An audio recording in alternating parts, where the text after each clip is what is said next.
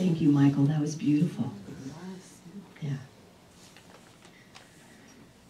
Hello, everyone. Hello. I can't tell you how glad I am to be here this morning. When I was waiting for the ferry in Coopville this morning, usually the ferry comes in, it gets in about, 7 o'clock, and we load up, and we usually leave somewhere around 7:15. And so at 7:18 this morning, there was no ferry in sight, and I'm thinking, well, okay, so I thought I'd look at the vessel watch. Are you familiar with the ferry website, the vessel watch? And so I told this to Cindy. I was looking at it, and here's Port Townsend, and here's Coopville, and there's like this dotted line that goes across that shows you the ferry route. And so I'm looking and I'm seeing that there's no ferry there. There was no ferry at the dock at Port Townsend, and there's no ferry at the dock at Coopville, and there's no ferry along the line there. And I'm thinking, And all of a sudden I happened to glance down, and the ferry's down here. And I'm going, uh-oh, that can't be good. It was down here. And so it finally came in, 7:30 or so. And I had called Cindy, and I said, I don't know what's going on. I don't know what's happening. I don't know if we're going to have a ferry. We are not, or whether once it gets here, if it's going to be willing to go back out again, if it's that bad. I don't know. The Port Townsend ferry, you never know. So, but we did go back out again, and they had all the cars parked way back so that they wouldn't get wet from the waves. And so when I'm going up the stairs like this, trying to get up to go to the restroom, and I asked one of the workers there, I said, so I noticed that the ferry was kind of off the route. He goes, oh yes, it's the storm route. And I said, oh, the storm route. And he goes, yes. He goes, we can't go straight across the strait when it's this rough. He said, we have to kind of cut down like this and then come back up this way. And of course it takes quite a bit longer, but that's how they do it, and that's how they get across. I said, okay, that's good to know. So it was an opportunity. I was saying to Cindy, it was an opportunity to surrender to the moment, which is what we're kind of talking about today, is surrendering to the moment, because there wasn't a thing I could do about it. I was committed to getting here because I thought if it wasn't going to go, I'd get out of line and I'd rush back down to Langley and we'd do Skype. But it was like, I really want to come, and if there's any way to come, I really want to come. So I'm just going to have to let go and know that it's going to work out. Do you ever have those moments? A lot. Yeah. And so this has a lot to do with the surrender piece. Surrender is not the easiest thing for we humans, is it? Because we've lived with the concept that surrender is weakness, right? That surrender is giving up. Waving the white flag. I give up. You can take me. And in truth, surrender is a very powerful stance. Because surrender is about saying, I get it. There's more going on here than what I'm able to control at all. Or the idea that I think that I'm in control. I have this little image at home on my computer that says, relax, no one's in control. And isn't it the truth? We like to think we've got control of things, and we don't have control. And thank God. Because as we've talked about before, we have a very small view, don't we? And when we surrender, in consciousness, when we surrender, what we're surrendering to is the all that is, that has all the pieces, has the vantage point of it all, that understands past, present, and future. And so to surrender to that energy, to that divine awareness, that divine understanding, that higher place, is pretty smart. It tends not to be the first thing we do, though, is it? I had another opportunity to really look at this when I was going through, you know, I recently went through the whole business with the surgery on my nose. I mean, you know, I thought I was going to Mount Vernon to the skin clinic to have an excision, and they were going to, you know, it might take 1 or 2 or maybe 3 times, and they'd put some sutures in and send me home. Yeah. So, as you know, or might remember, they did 2 excisions and got everything, and then they couldn't close it. Can't close it. So they had to cauterize it and pack it and send me into Seattle to Swedish to a plastic surgeon to go into the operating room under general anesthesia and have it closed, and then I had to have a skin graft too. So it was way different than I had anticipated, and as I was lying there in the holding area before being wheeled into the operating room, the plastic surgeon had to work me in. My time was 5 p.m. So when he came and introduced himself, I'd asked him how many procedures he'd already done that day. 10.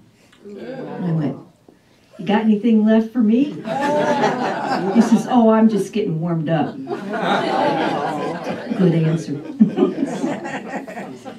And I was lying there, and I had my IV and the whole thing, and the anesthesia person came and talked to me, you know, and all blah, blah, blah, and, you know, all that, and I'm lying there.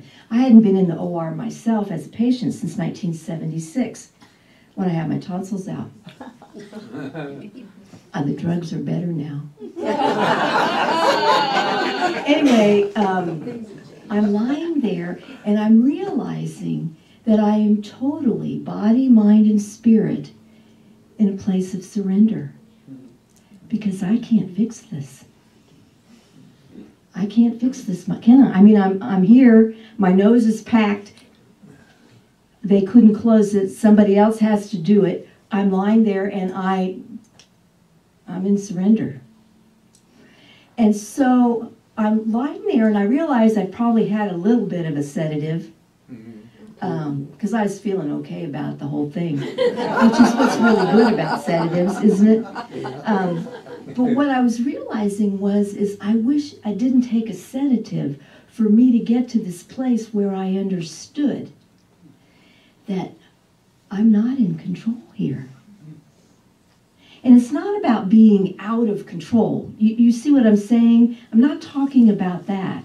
I'm not talking about chaos. But if we understand it here, it's a way that we can deal with it when chaos does show up. That I understand that nothing's going to happen outside the realm of the highest good. And that I have the opportunity here. I can fight it, I can resist it, I can be afraid of it, right? Or I can just breathe and say, take me. I'm ready, whatever it is. I'm ready here to have the highest good. I'm going to come out looking like, you know, a supermodel. Well, maybe not. Maybe that's going too far.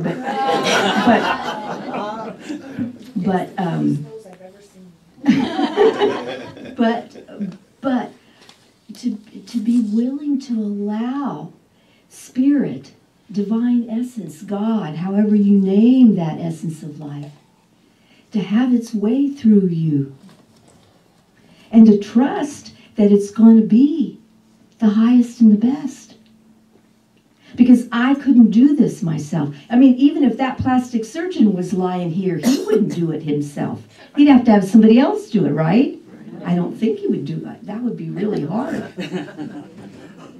So the point is that in these days and times that are so interesting and so wacky, and when a lot of people have a lot of health issues going on, it's really important to stay in regular relationship with a surrender to the divine. Practice. Practice. Because sometimes when that chaos shows up or that unexpected event shows up, sometimes it's not the first place we go, is it? Yeah. Sometimes it's not the second, third, fourth, or fifth place we go. And if we start practicing our surrender to the divine, it starts to move up the chain. Maybe instead of the 10th thing, it might be the third or fourth thing that we do. Because as soon as we do, as soon as we let go and allow the divine to have its presence, have its way in this circumstance, in the circumstances on, say, Tuesday. Everybody with me? That the divine has its way in the circumstances, whatever they are. Whether you're dealing with a cold, we've got colds in here, I'm getting over one myself, people dealing with surgical procedures, trying to deal with arthritis, whatever it is, whatever it is.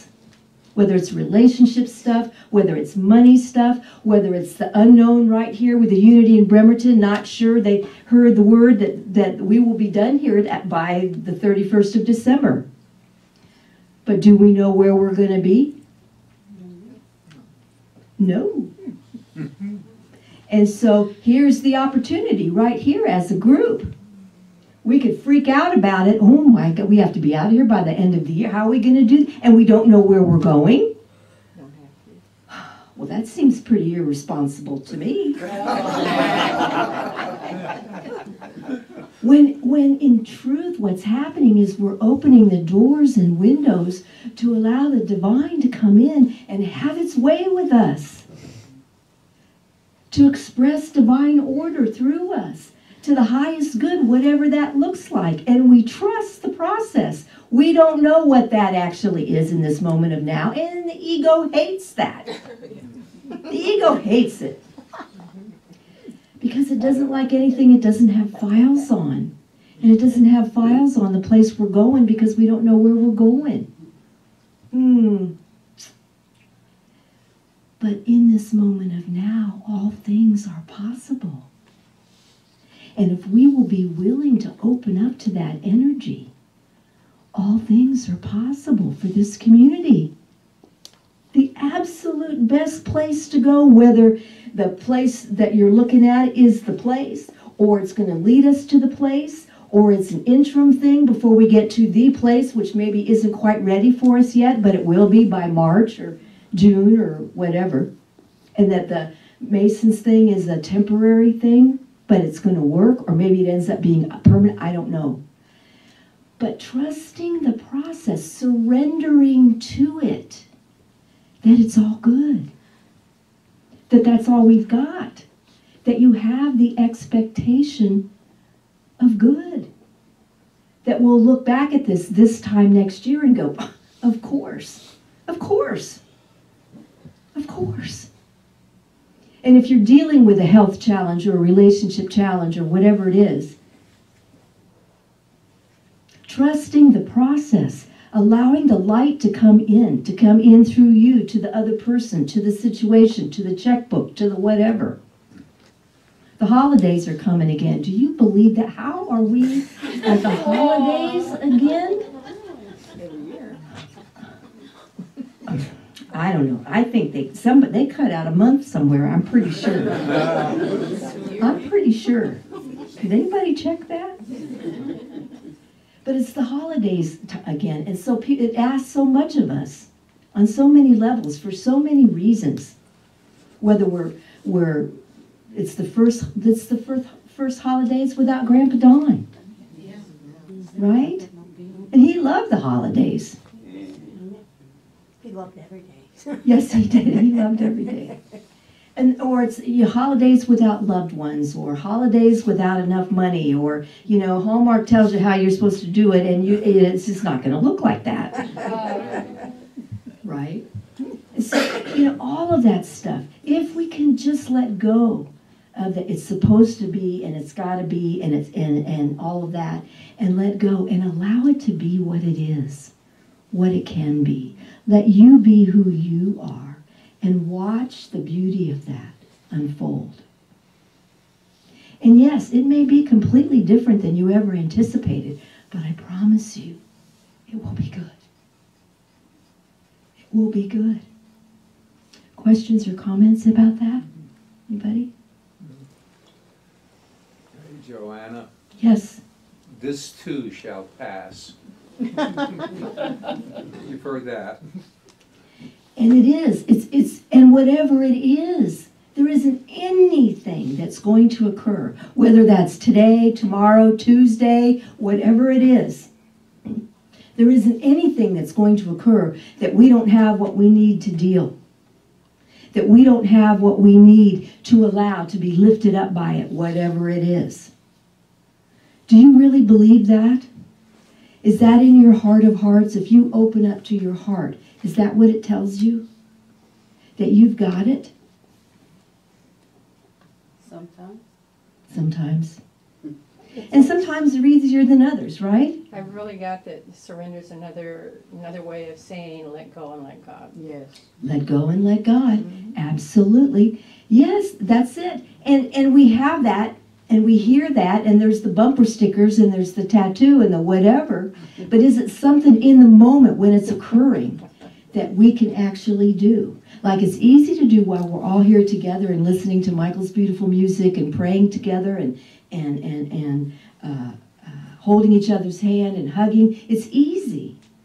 But when it's, Wednesday during the night when you can't sleep and you're sitting up at 2 in the morning because something's bugging you, that's when it's so important to have it. Let go and let God. To be able to access that part of you that understands that it's our allowing of the divine essence to move through my heart and whatever it is that's on my heart that's causing me distress, that's causing me not to sleep.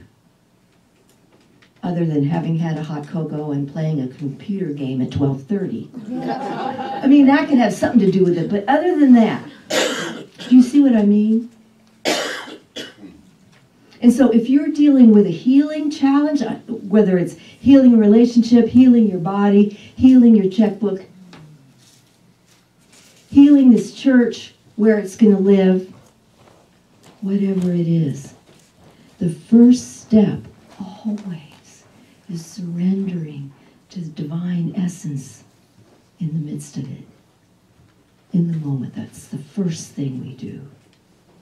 The very first thing we do. And if we forget, then let it be the second thing that we do. It takes as long as it takes. All roads lead home, and it takes as long as it takes. Right? Any comments about that? Oh, acceptance sometimes. After I fell, everybody's saying, it happened for a reason, and I'm going, no. I just had trouble with that, accepting that. Until I realized, just this morning, that without that I wouldn't have seen the doctors that had told me about other health issues, that my bone density, had gone downhill by 5% over the last year. That wouldn't have led to treatment of that. So I guess it did happen for a reason. Yes, but Nora, here's the thing. There's time to hear comments like that. When you're in the midst of it, that is not the time to hear, oh, it happened for a reason. Or, what did you do to cause that? I know. You know how we raise people. Self-inflicted. What'd you do? There may be truth in all of that, but this right now, it isn't supportive to hear that. Or if you're mourning the loss of a loved one, and someone comes up to you right when it's happening, they say, well, they're in a better place. Maybe so, but I'd rather they were here, because I'm not over that yet. I haven't let go. And so, yes, there's truth in that, but don't say that to somebody who's mourning the loss of someone they love. Down the road, and it may make sense in a conversation that will come up, and they'll be able to go, yeah, I get that now. But don't expect them to get it in the first few weeks and months. No. When I'm working with people that are in trauma or in crisis, I do not say to them, this is happening for a reason. No. Sure, it's all true, but we don't offer that to somebody who's in the midst of it?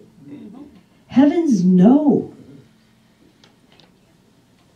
We don't have answers in that moment. The best thing we can do as loving friends and companions is to sit in the question with them. Do you get that? Yeah. Do you understand what I'm saying? Be willing to sit in the question with them. And the way we can do that and actually be comfortable with that is from all that practice we've been doing of allowing the divine to come in and move through our lives. Because we do understand at a deep level that it's okay and that there isn't going to be a question outside of that. Do you get that? Questions or comments about that? Do you get that? There isn't a question outside of the realm of the divine essence. There's no question that exists outside of that. Yes. I can't believe how perfect everything has gone this morning. This talk is so right on. Because I was feeling down, even though I have created what I've wanted all my life, the healing center. But I was struggling with, creating the overhead, creating the, letting the people know what I want to share. And then this morning, coming through, I was woke up with somebody that I had done a long time ago, some classes with, and it was just on those airwaves, over and over and over and over, hearing this broadcast.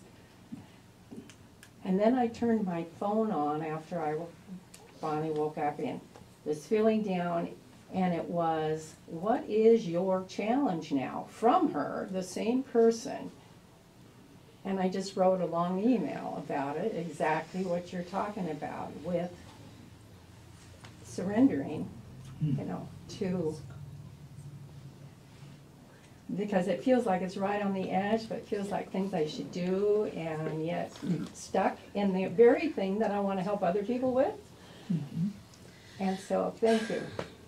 It is, it just reinforces how, when you open, it comes in. And I wrote a very long email back about living your message. And thank you.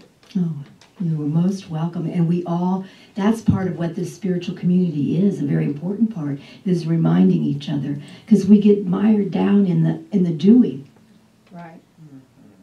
We get mired in the doing, and it's easy to forget the being. And the personal, because I personally care and have not contacted personally. Even though it just reminded me of how we connect on that level. That was very personal coming through, and I said, I got you on both levels. And it just triggered for me to open up to share what was going on. And I really needed that. So Yeah, thank you for good. reinforcement. Good for you, and good for you for doing it. Anyone else?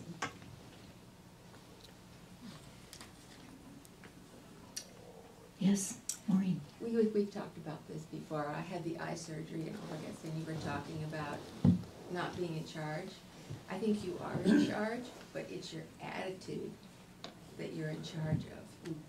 Because if you go in and say, That's exactly I'm right. going to turn it over, I'm happy, they've got the technology, they've got the training, to let it go, it makes all the difference in the world. Thank you. That's a huge point. I don't know if all of you heard that. When she was talking about what we actually have control over is our attitude about it. That's what we have the control over. And that's so important because that makes all the difference in the world. Whether we've got those doors and windows open to allowing the divine to move through us and move through the circumstances and move through the hands of the surgeon and the scrub nurse and the anesthesiologist and the whatever. Or the loan officer or the boss or the whatever it is. Whatever it is. And opening up to the divine moving through everyone voting on Tuesday. Right? For the highest good, whatever that is. The highest good. And that is our prayer. That's what we can do from this pulpit. And that's really all that's needed.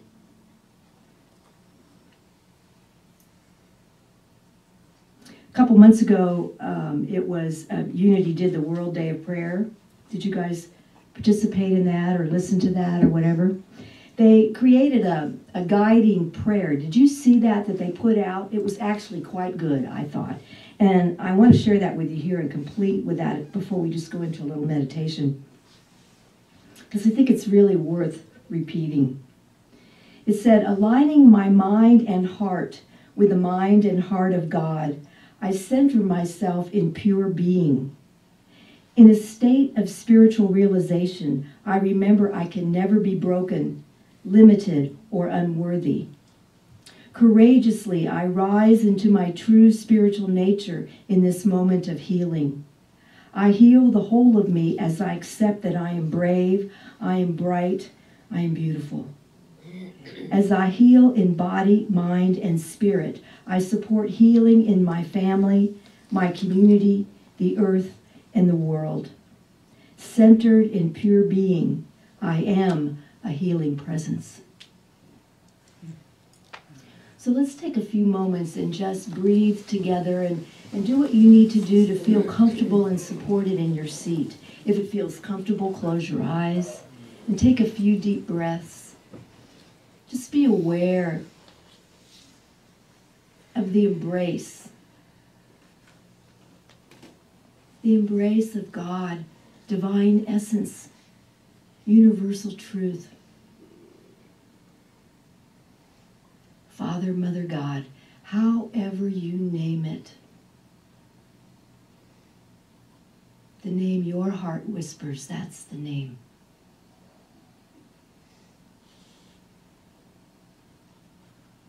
Breathing and allowing the embrace. The embrace that's always available. The task or the choice or the control that we have is deciding to be open to it, to say yes, to allow it. Divine essence, I say yes to you. I say yes to your loving embrace. In this moment of now, fill me to overflowing and wrap around me like one of those lovely, sweet, so soft, I can't imagine how they get them so soft, soft throws. You know, one of those soft throws that's soft on one side and has the warm Sherpa on the other? And maybe yours looks different than that. You make it however it is for you. And have it come over and just come around you, representing that embrace of love.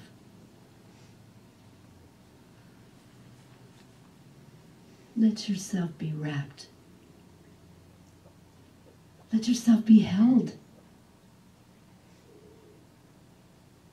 by the arms of the divine. They're the softest and the warmest and the strongest. No matter what's going on.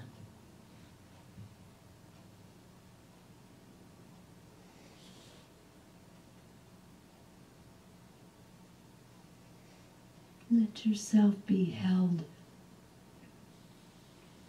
Breathe and listen. I see you. I feel you. I've got you.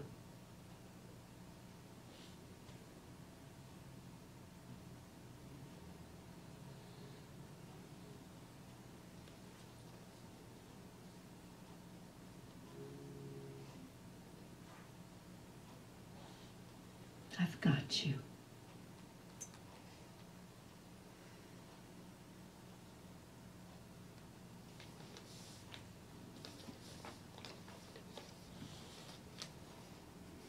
And in that embrace, bring whatever it is, whatever concern, whatever fear, whatever doubt, whatever pain, whatever stress. Bring it. Let it be held.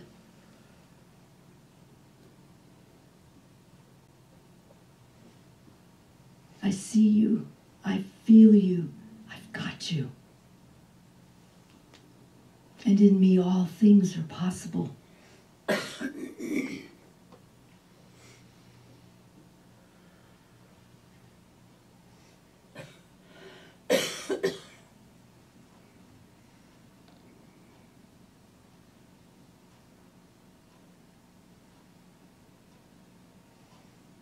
And from this place of warmth and safety, clarity, balance,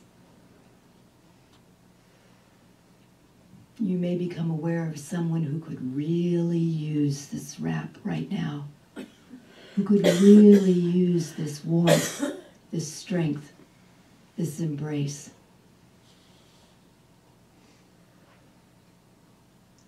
And if you feel comfortable, feel free to say their name out loud so we can hold them with you. Joan, Lois, George.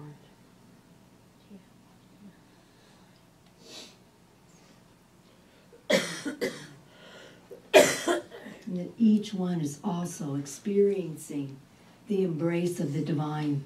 That whatever they're dealing with, whatever's going on, they're lifted up in the midst of it by divine love and divine light. By this sacred, holy embrace.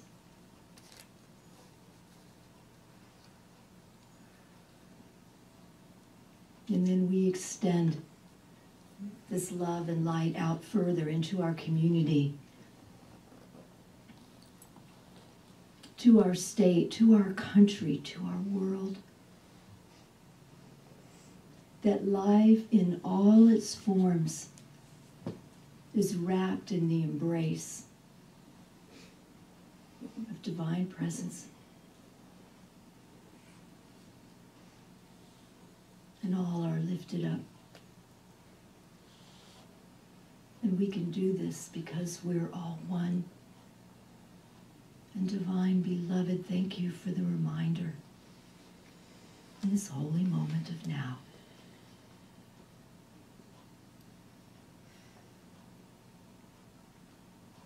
We are grateful, and so it is. Amen.